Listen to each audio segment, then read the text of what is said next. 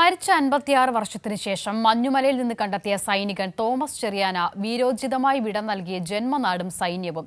വീട്ടിലും പള്ളിയിലുമായി ആയിരങ്ങളാണ് അന്തിമോപചാരം അർപ്പിക്കാനായി എത്തിയത്. പൂർണ്ണ സൈനിക ബഹുമതികളോടെയായിരുന്നു സംസ്കാരം.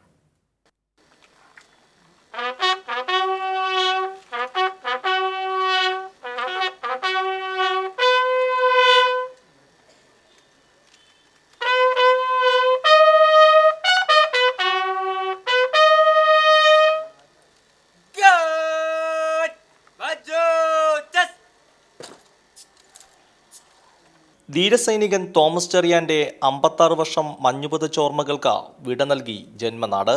ഇന്നലെ തിരുവനന്തപുരത്ത് സൈന്യം ഏറ്റുവാങ്ങിയ മൃതദേഹം രാവിലെ 10:30 ഇലന്തൂരിലെത്തിച്ചു. തുടർന്ന് തോമസ് ചെറിയാന്റെ സഹോദരന്റെ ഓടാലിൽ വീട്ടിലേക്കുള്ള വിലാപയാത്രയിൽ നൂറുകണക്കിന് ആളുകൾ അണിചേർന്നു.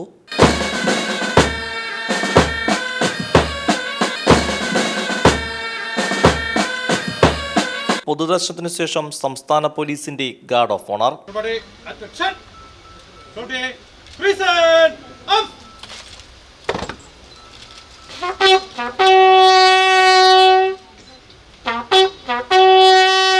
സംസ്ഥാന സർക്കാരിനായി മന്ത്രി വീണ ജോർജ് ആദരാഞ്ജലി അർപ്പിച്ചു.